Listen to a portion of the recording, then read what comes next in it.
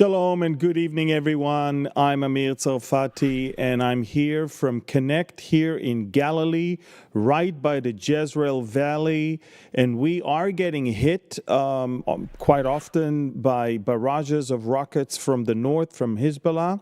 So I'm just telling you that if from some reason you will see me disappearing from the screen for 10 minutes, don't go away.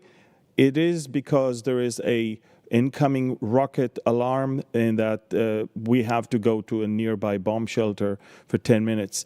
But this is a special Q&A regarding the war that we are right now finding ourselves in, not only in Gaza with Hamas, but also in the north with Hezbollah and with Iran.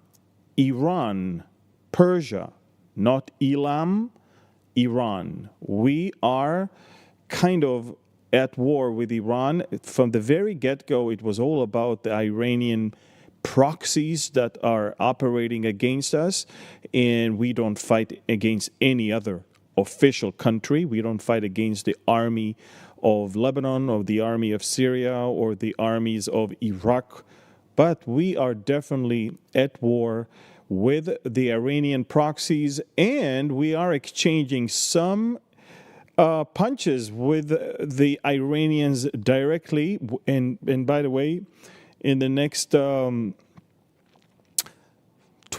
to 72 hours, expect something big to happen in Iran. We know it, and they should also know it. Okay, let me start with a prayer, and then I'll dive right into questions. You guys sent us a lot of questions, and I would love to answer as many as I can. So, Father, we thank you for your word. We thank you for being in control of everything. Now we ask that you will preside over this broadcast, over the technical aspect of it. Bless the people in the control room. Bless our people abroad that are receiving and sending us the questions. And we ask that also you will use this broadcast to comfort, educate, and also give us a sense of complete trust in you and in everything that you do. You allow things to happen for a reason and for a season. We thank you and we bless you in Yeshua's name. Amen. Again, shalom everyone. I'm Amir Tsarfati. This is a special Q&A on Israel at war.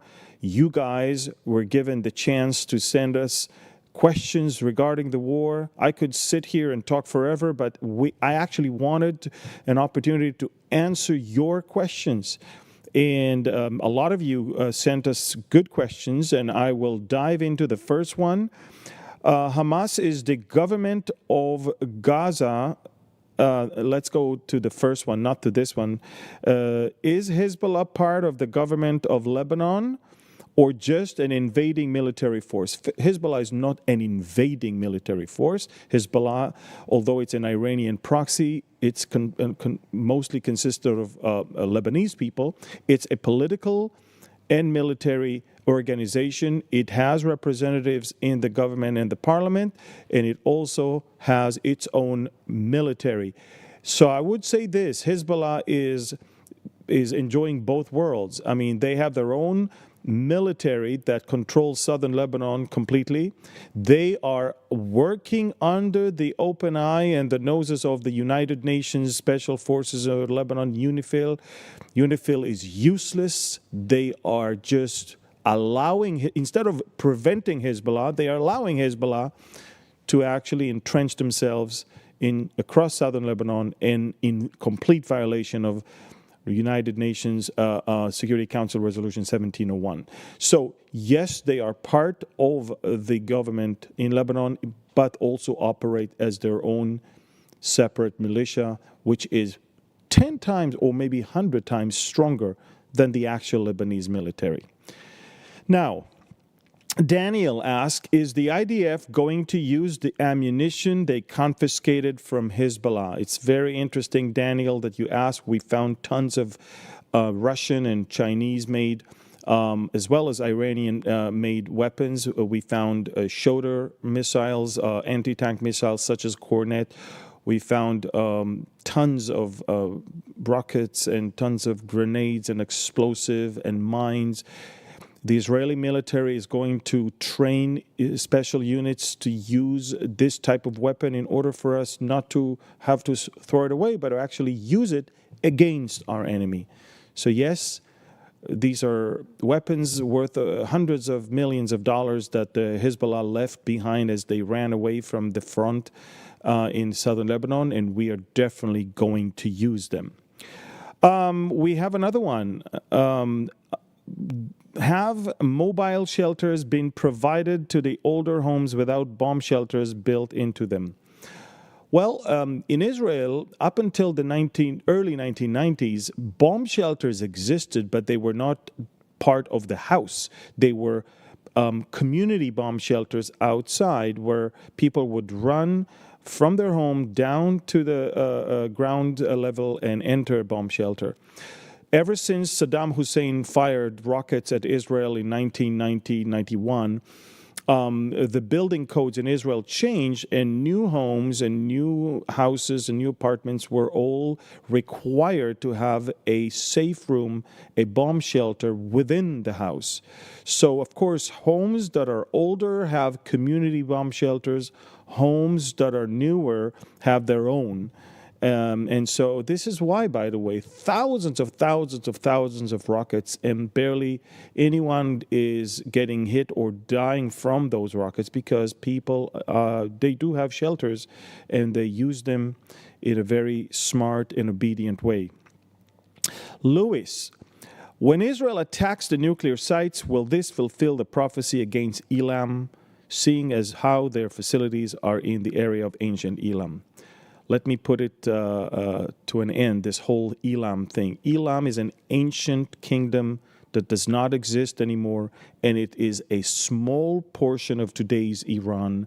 So the prophecy regarding Elam is a prophecy that has already been fulfilled. That place does not exist. Today, we're not fighting against Elam. We're fighting against Persia, Iran. That's the prophecy that has to be fulfilled in Ezekiel 38. And by the way, there are 12 to 15 nuclear sites. Many of them are not in the territory of ancient Elam. So let's not try to squeeze, things to fit into something that has already been fulfilled. So as I said, today our war is against Iran, and the ancient name of Iran is Persia. And therefore, Ezekiel 38 is next. Any prophecy regarding Elam is a prophecy that has already been fulfilled. Okay, so it has to be very clear.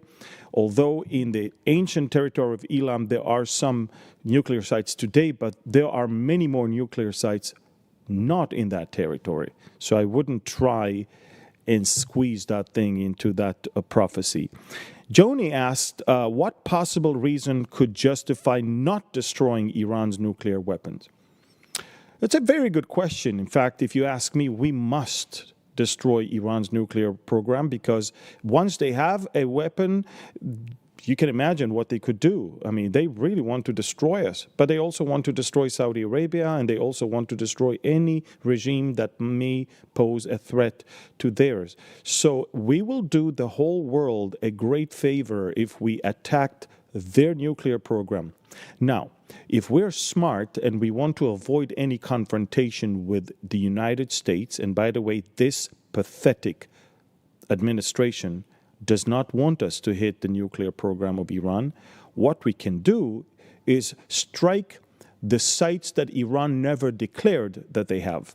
So it will hinder their nuclear program, but they cannot admit that we strike those sites because they never said that they have them. This way we don't cross any line with America, and we can also signal to the Iranians that we can do that. The current U.S. administration is the biggest problem that we have right now in order to achieve complete victory over Hamas and Hezbollah, as well as Iran. In order for them to continue to supply us with arms that we buy from them, they demanded us to sign on a piece of paper that basically ties our hands behind our back when it comes to how we fight. They want us to continue to provide humanitarian aid to Hamas. They want us not to touch UNRWA, which is a collaborator with Hamas. And they want the Red Cross to visit the terrorists, but they don't ask the Red Cross to visit the abductees. Shame on American administration that is taking care of Hamas terrorists way more than our own abductees, among which some are American citizens.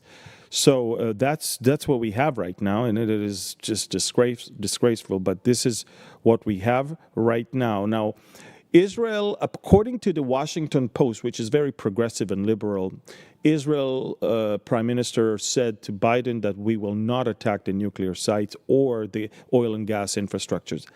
Allow me to doubt if the Washington Post indeed is correct. Israel is not going to tell anyone what we're about to attack. America told us not to enter into Rafah, and thank God we did. America told us not to enter into Lebanon, and thank God we did. Do you know what we found in Lebanon? Let me tell you something.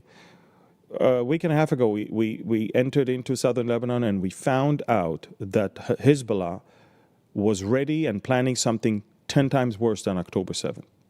The weapons, the maps, the bunkers, everything was ready. We prevented another October 7th. And when America is telling us, don't go in, America is telling us, do not do your job to prevent another October 7th. That's what it is. Same goes with Gaza. America told us don't go to Rafah. Rafah is the key because from there, all the weapon flows into Gaza from the Egyptian side. And for months, they were pressing us not to, they told us that it's going to be a disaster. Well, it wasn't. We went in, and this is why Hamas is almost completely out of business. That's why. Unbelievable. Who is the Palestinian Islamic Jihad in Gaza? Are they friends with Hamas? Yes, they are.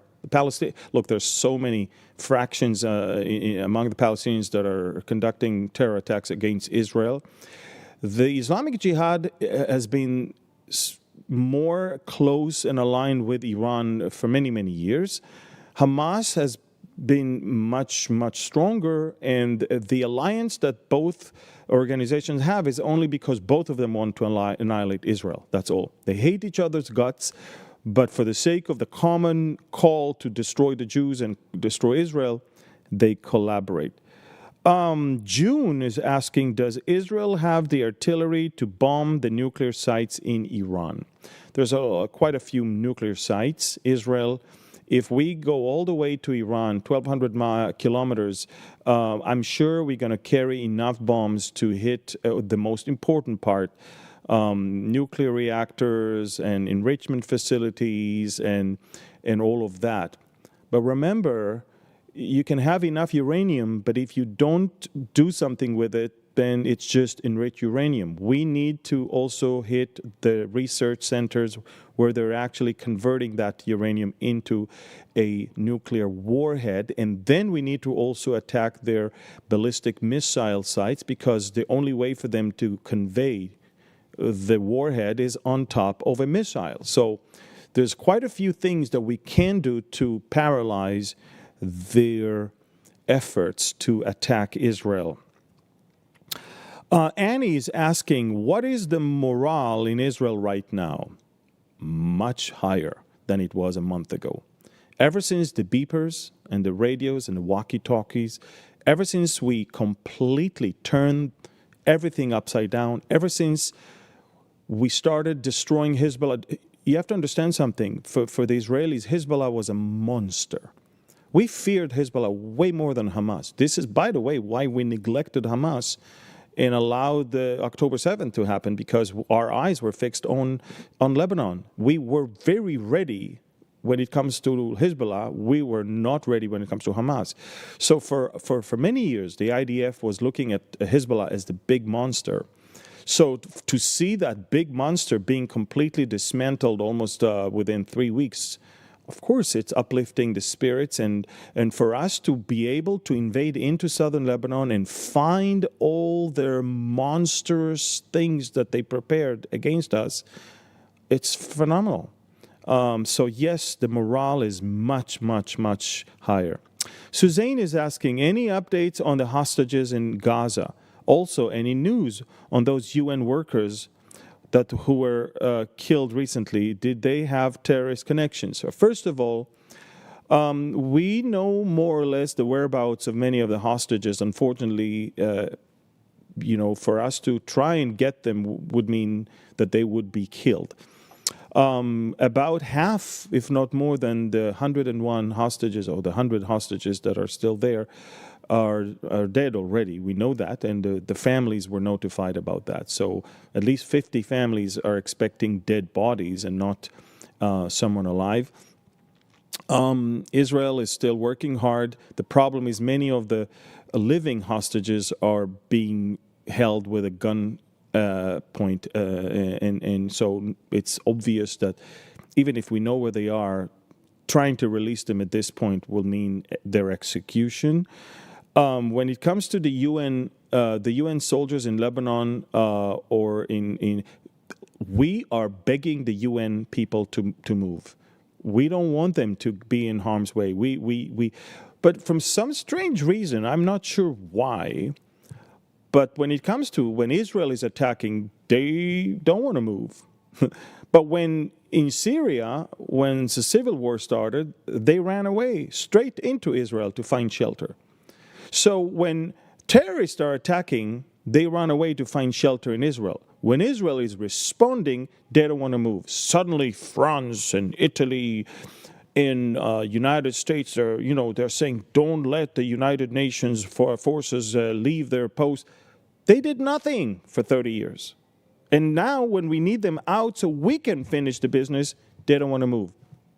I guess it's their responsibility. I don't think they had terrorist connection. I just think that they were afraid of Hezbollah and allowed Hezbollah to operate. Maybe even they got some payment to not do anything. Why doesn't Israel produce and manufacture their own weaponry? Then they never have to be beholden to others for decisions made or not made. It's a good question. We do have, in military industry, we are producing around-the-clock things, but we're also selling weapons to the whole world, and we're also buying weapons from America and from other countries. That's how it is. Countries normally produce weapons and buy weapons. That's how it goes. It depends what type of weapon it is. Israel is definitely learning its lesson not to depend anymore on any country when it comes to us defending ourselves. We are producing, in fact, the bombs that killed Nasrallah in Beirut were actually Israeli bunker busters. If you follow me on Telegram, you know that already. What's the difference between Elam, Persia, and Iran according to your opening comments? The difference is very simple. Elam is an ancient kingdom in a small portion of Iran of today. Persia is a much more general name of all of Iran of today. So I truly believe that today we're fighting against Persia in the Bible and not against Elam. Elam is a kingdom that disappeared already, and the prophecies regarding Elam have been fulfilled. That kingdom does not exist anymore, and that's it. JT, do you think Iran will use nuclear force? Iran doesn't have yet the warhead. They may have enough uranium. I believe they do. I don't think they move to already take it into the production of a nuclear weapon, and I believe that they want to do it. They're trying to do it, but this is why I believe we must paralyze that process right now. How are bomb shelters effective if they're above ground? Bomb shelters are effective when they are thick concrete, walls, ceiling, and also windows and doors. So even if the bomb is falling around, the blast will not kill anyone. And so it's way more effective than just being in a place that can easily be penetrated. Sonia is asking, what is the difference between Hezbollah and Hamas? Hamas is a Sunni Muslim organization, Palestinian, that belongs to the Muslim Brotherhood movement. Hezbollah is a Shiite Muslim organization that actually is a proxy of Iran. They normally hate each other. Shiite and Sunnis have been fighting for the last 1,400 years, and they've been killing each other for decades. But for the sheer goal of destroying the Jews and Israel, they now collaborate. Denise is asking, we were told 5 hypersonic missiles have penetrated the Iron Dome and struck their targets. Is it true? Well, the Iranians claim they shot hypersonic missiles. They don't. We were not attacked by hypersonic missiles at all. Out of the 200 rockets that were fired, about 23 penetrated, but we allow them to penetrate in order to fall in open areas. Some did hit some structures, but it didn't kill anyone, and it didn't destroy any important thing. So it's simply not a legitimate report, Denise. Renee's asking, is the Ayatollah, Iran's supreme leader, considered a military target by the IDF? Absolutely. Any leader in Iran, of Iran, is a target. And they know that. That's why they are evacuating their supreme leader into safe zone, because they know he can be taken out. We want to take him out. He is the problem. He is the father of all of this diabolic plan to destroy us. Deacon is asking, how many THAAD systems are being sent to aid Israel, and will they make any difference? So far, only one has been sent in recent days. To tell you that they are going to make any difference, it's more on a declarative level. A THAAD interceptor cost 10 times more than an Arrow one. So Israel has an equivalent system that costs 10% than the THAAD. So I'm not sure if it will make a great difference, because there's only one battery. But it's on a declarative level, it shows Iran that America is here to assist Israel, and that's enough for the Iranians to know that we are not alone. Is the data reported by the Minister of Health in Lebanon accurate? Are they reliable? I'm not sure which data. There's over 2,000 people who died in Lebanon since October 8. By the way, all of them, it's an unnecessary death, which means the war that we had on October 7th was not against anyone in Lebanon. No one. We never, ever did anything to the Lebanese. They should have never started on October 8th to shooting rockets at Israel. Everything that happens to the people in Lebanon right now is not because we want war with them or we started a war with them. They started a war against us on October 8th. So all of these 2,000 people, their lives could have been saved if Lebanon would have stayed out of this and allowed us to finish Hamas, because Hamas started a war against us. That's all. Ronald is asking, taking the Biden-Harris attitude towards Israel into consideration regarding the continuous supply of ammunition, will Israel run out of ammunition soon? No. Now, if the war will last 2 more years, I mean, we're in trouble, but this is a very long war. We're entering the 13th month, and, we have intercepted many thousands of rockets. But to tell you that we run out of ammunition, we are not. We know how to handle things. If the Biden-Harris administration will turn next month into the Harris-Walz administration, then we are in trouble, for sure. And I will not hide from you, 95% of the Israelis preferred Trump. We know where he stands. We know that he is committed to destroy Iran's nuclear program. Look, President Trump right now is under threat from the Iranians. The Iranians want to kill him. He knows that. Biden knows that. The U.S. knows that. We know that. They are actively working hard to try to eliminate him and try to have Kamala Harris becoming the next president of the United States. That says a lot about who Kamala is if the Iranians so desperately wants her to be in power.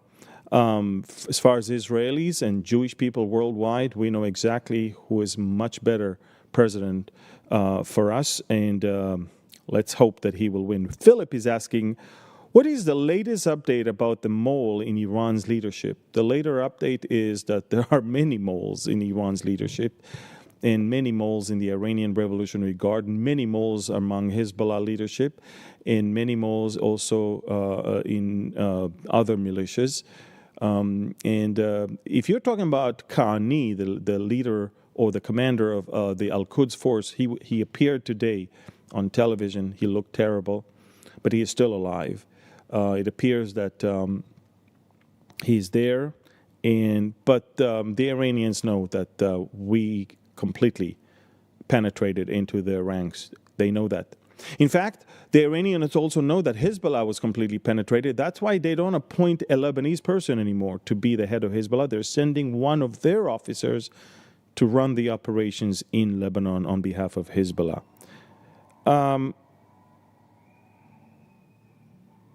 Darlene is asking, would it be more expeditious for Israel's victory if Iran's nuclear plants are struck first rather than fuel and oil? Absolutely. It's important to remove... Look, not every day hundreds of fighter jets will make all the way to Iran's territory. And if we dare to do that, if we dare to go all the way, I think we need to carry out the most important mission, because God knows if we could do it again. So I think it'll be, look, more than Israel, I think Saudi Arabia, the United Arab Emirates, Bahrain, all of these moderate Sunni countries really want to see Iran's losing its nuclear capability forever. So we will do the whole world a great favor if we take care of that threat first. Why isn't Lebanon doing more to support Israel now that Hezbollah is weakened? Because Lebanon is a very divided country right now. In Lebanon, there are many minorities that comprise the Lebanese society. There are Christian Maronites. There are, among the Christians, there are Orthodox and Catholics. And, of course, there are the Druze, there are the Sunni Muslims, the Shiite Muslims. For the most part, people don't like Hezbollah, but Hezbollah is too powerful. It has tens of thousands of rockets still. It has a lot of soldiers on the ground, so people are too afraid to act against Hezbollah.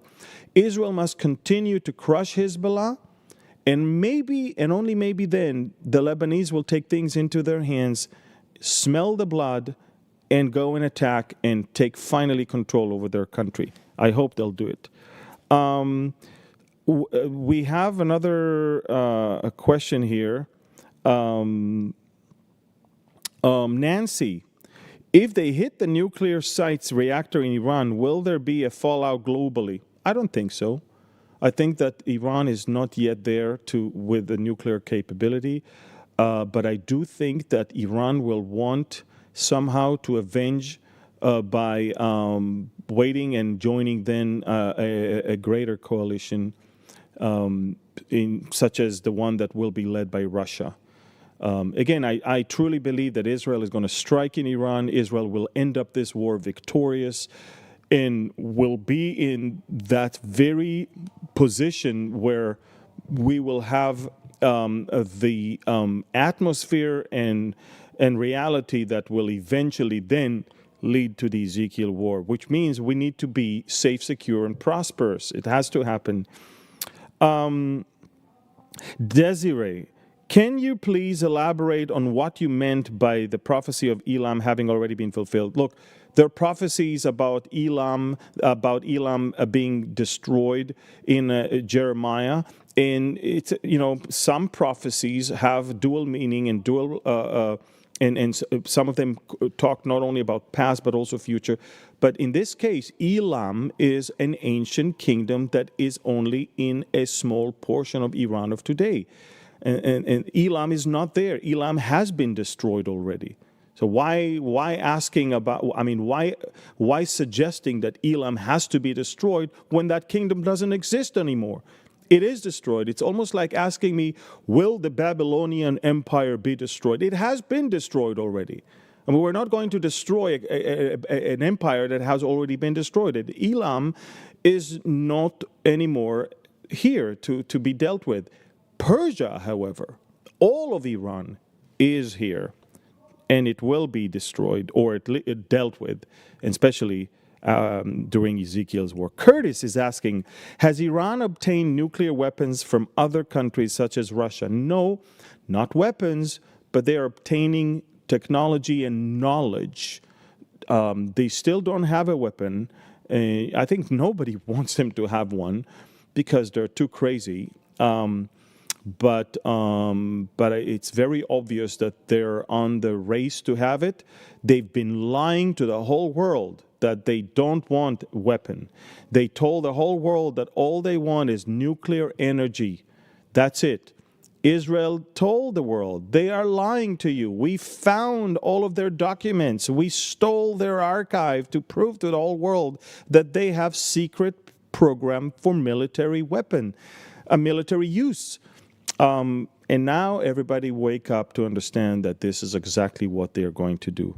Barbara is asking, what is the origin of the term Palestine, Palestinians? It goes back to 135 AD when the pedophile Caesar of Rome, Adrian, wanted to finish with the Jewish people and rename the land that was then called Judea and rename it after our Old Testament foes, the Philistines, to humiliate us. So he named it Palestina. So it has nothing to do with Arabs. It has to do with, basically humiliate the Jewish people and naming things after the Philistines, who, by the way, were Greek. They were not even Arabs. So there is no Palestine in the Bible. They were Philistines, and they were not of Arab origin at all. So that's who they are. The Arabs began to use the term Palestinians only in the mid-60s. That's it. When Israel already declared statehood in 1948, up until that point, Arabs were just calling themselves Arabs. But when they saw that the term Palestine is now free and Jews don't use it anymore, the Soviets decided to create the PLO and to establish a counterbalance to the American growing influence, and thus created the Palestinian narrative. And it's all the Soviet propaganda. There were no Palestinians before. There were Arabs before. We have all of their literature from before 1948. It's the Jews that call themselves Palestinians because we followed the ancient name of the Romans, and that appeared on every map until we established finally our independent state once again, and then restored the name that was given to us, Judea, of course, and Israel. What profit does the current U.S. administration have when it pushes so hard for Iran nuclear program not to be targeted or stopped? All they care right now is for the elections to go smoothly and for war not to widen and for oil prices not to go up and for American troops not to have to be having boots on the ground. So de-escalation is the term that American politics is using right now. They don't understand that in order to achieve peace, you need to win a war. If you don't win the war will never end. So de-escalation, it's prolonging the war rather than, by the way, if it wasn't for the shenanigans of this administration, we would have already wiped out Hamas and probably Hezbollah. So that's the problem that we have. Jasper is asking, wait a minute. Yeah, Jasper is asking, when will the Iron Beam be operational? Weeks. It's almost there. Rose, do you believe that this present war is the Gog and Magog war in the book of Ezekiel? Is this a sign of the rapture? No, this is not Gog and Magog. This is a war that is not in the Bible, like other wars. But I believe this is the war that will prepare the ground for the Gog and Magog. Gog and Magog, or Gog from the land of Magog in Ezekiel, is a war that is led by Russia and Turkey and Iran against Israel, and eventually God supernaturally will win and destroy them. This is not this war. So, and as far as the rapture is concerned, the rapture doesn't need any war to happen. The rapture is imminent. It can happen today, tomorrow, or even a week or a year from now. It doesn't have to have some war. The only thing that you have to remember, the only stipulation when it comes to rapture is it has to happen before the rise of the Antichrist. That's according to 2 Thessalonians chapter 2. So, again, when we see the world preparing with the spirit of the Antichrist and preparing for a future world leader, you know, obviously, then that the rapture is around the corner. Kim, how credible is the threat from Ireland to join forces to defend Hezbollah? It's not credible. Not at all.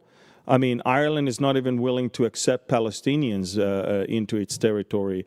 Look, they talk and talk and talk. When it comes to doing things, they don't do it. Trust me. I mean, you can see what's going on there and see that they're not exactly enjoying the people that are supporting terrorism in their own country.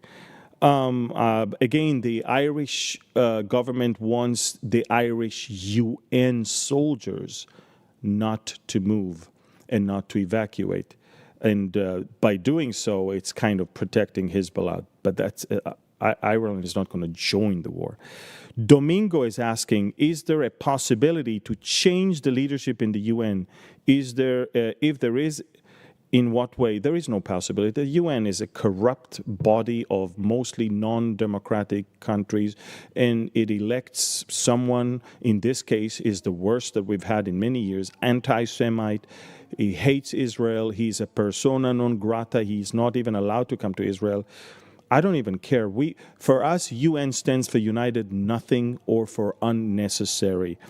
Angie is asking, how do you think the destruction of Damascus will happen? It's a very good question, Angie. I think that the destruction of Damascus is going to lead eventually to the Ezekiel war. I believe that as all eyes were first on Gaza and then on Lebanon, now all eyes should be fixed on Syria, because Syria is the key maybe for us to eventually reach Iran and completely collapse this axis of evil and all of the octopus arms of the Iranians. So I believe that Iran and Russia and Turkey are so invested in Syria, that if something like that happened, that will really seal the deal for that coalition against us. We also have, where is Fatah in all of this? And why do we never hear of Abbas? Abbas is irrelevant. He's an old, corrupt Palestinian leader, a Holocaust denier. Nobody trusts him, even among his own people. He's irrelevant, and you don't hear about them because he's not ruling. He's not ruling. Everywhere there's the Palestinian Authority, there is chaos, there is lawlessness, and that's it. He's out of control. Don't trust him. Bad news.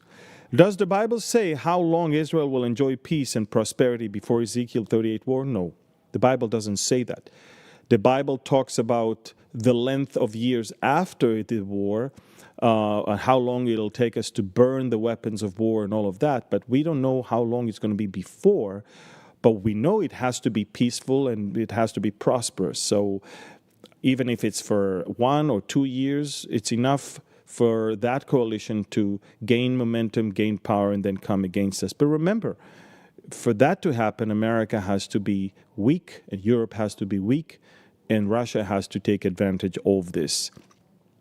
Carolyn is asking, why can't they find Sinwar? Well, it's very simple. Sinwar is under the ground, surrounding himself with hostages, not using any means of communication. And even if we know where he is, we can't get to him without knowing that 20 or 30 of our hostages will be killed instantly. So it's not like we don't know where he is, we just can't operate right now without risking the lives of the living hostages. Annalise is asking, since Hamas is almost defeated, why is it still so hard to free the hostages? Because America is tying our hands behind our back. We're trying right now to basically lay siege, deny every supply to the terrorists so they surrender, and America will not allow us. That's why. As I said before, America is demanding us to bring the Red Cross to visit the terrorists.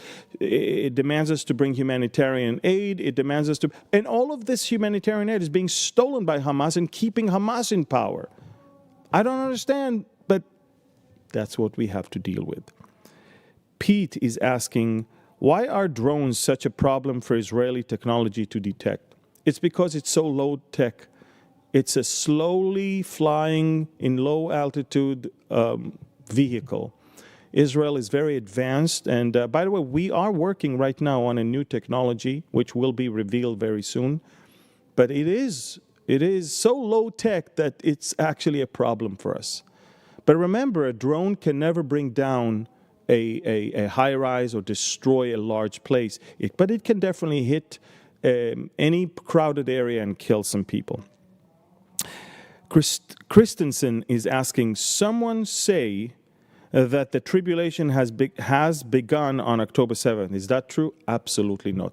Anyone that claims that never, ever, ever read the book of Revelation. For the tribulation to begin, the Antichrist has to first appear as a man of peace, because the tribulation is made of 7 years of false peace and later on a horrific war. But it's not something even near to what is going on right now. Guys, read the book of Revelation. Read the description of the tribulation. These are cataclysmic events that the world has never, ever seen before. That's not what we have right now. I'm sorry to say that. Caroline is saying, is the Gaza in the Bible the same Gaza as today? It's the same area. The Gaza Strip today is all the way from the Egyptian border all the way to the border not far from Ashkelon in the north. And yes, the part of what we have today as Gaza is the Gaza of the Bible. By the way, inside Gaza, Palestinian area right now, there are ruins of a Jewish synagogue. Jews live there, just so you know. John, when will Israel finally deal with the Houthis from Yemen? Well, from time to time, we are flying all the way to Yemen. We drop a few tons of explosive. We disable their ports in Hodeidah and other places.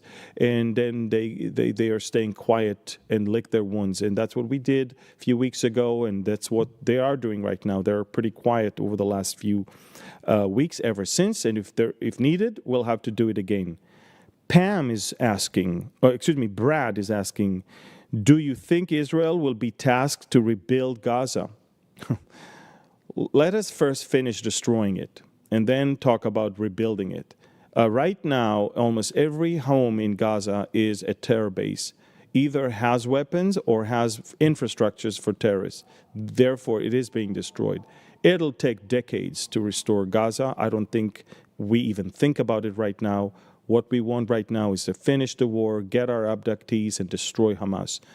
Later on, we'll have to see what we do. But right now, we don't even deal with that because we haven't finished yet. America is not letting us finish the job right now. Pam is asking, are you worried about Russia and Iran being united? Well, look, I know the end of the book, so I'm not that worried. I know that God is going to defeat them eventually. But we are watching this alliance, that unholy alliance, already happening. We're watching it, and unfortunately, it's something that should worry many. They are going to come against us, and it's not going to be easy. But thankfully, we know the end of the book. Thankfully, we know the end of the chapter. Read Ezekiel 38. God will intervene, and in a very amazing, supernatural way, He will be the one who will defeat those enemies of Israel, and the whole world will be astonished. Nelson is asking, how many terrorists POWs are Israel having to cater for, and is there enough facilities to hold them? Thousands of them are in the hands of Israel. We do have facilities. We are catering. If you ask me, all of the perpetrators of the massacre should have been executed, but they are not. They are going to stand for trial, and they're eating our food. They're using our shelters. They're having better life probably now than they had in Gaza. So I'm not sure how long it's going to take. But when I say executed, I mean tried and executed, capital punishment. I'm not just saying shoot people. I'm just saying try them, capital punishment, and that's it. CJ, are the Philistines from the Bible the Palestinians today? Absolutely not. The Palestinians today are Arabs. Ask them, they'll tell you. They don't even know what the Philistines is. The Philistines in the Bible were people from the island of Kaftor, from Crete, from the Greek Isles. They were not from Arabia. They were not Arabs. They were not Middle Eastern. They were sea people. And so that's definitely not the case. The Canaanites don't exist anymore. The Philistines don't exist anymore. After King David, we don't hear about them. That's it. They were gone. So the Palestinians are Arabs that decided to use the name Palestinians because it was vacant. Jews stopped calling themselves Palestinians because they have now independent state called Israel, so now they're called Israelis. And the Soviets thought, let's create a new entity that will not help the Jews to expand and actually be the problem there, so we can definitely not allow American interest to win in that area. David is asking, what would you say to the Palestinian sympathizers in the United States? All I will say is that study your history and open your eyes to understand that they don't only hate Israel, they hate America. You will never see American flags in their demonstrations. You will only see Palestinians, Hamas, Hezbollah. They hate your guts. Shame on Americans that sympathize with those that hate America. What happened? Now, I just saw the poll that shows that 80% of Americans support Israel and 20% support Hamas. That's 20% too much. Those 20% that support Hamas are actually 20% that hates America.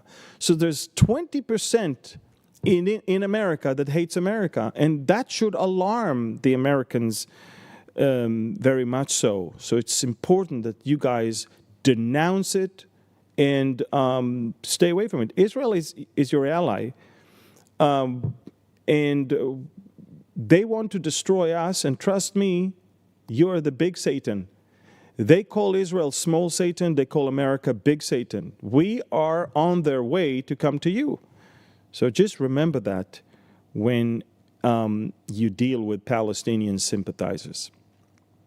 Guys, this is it. We're almost at the end. I hope I answered as many questions as you can. I want to tell you all, please, please, please, one of the best things you can ever get for your friends and family for Thanksgiving or Christmas is my latest thriller, which apparently some of the things that are here were already happening. It's almost prophetic. We can put on the screen right now the QR code so you can order it. It'll really help me if you pre-order it now so we can get this book up in the numbers so it can also be in the big stores, and non-Christians will be exposed to through fiction to biblical content. Help me. I need your help. The Sick Man's Rage. This is the fourth installment, and all four of them are describing the members of the countries of Ezekiel 38. It's phenomenal. You will not let this book down, put this book down. I mean, you are going to read, and it's amazing. Please help me get the Sick Man's Rage, sickmansrage.com. It'll really help me. Thank you. God bless you. And shalom from Galilee.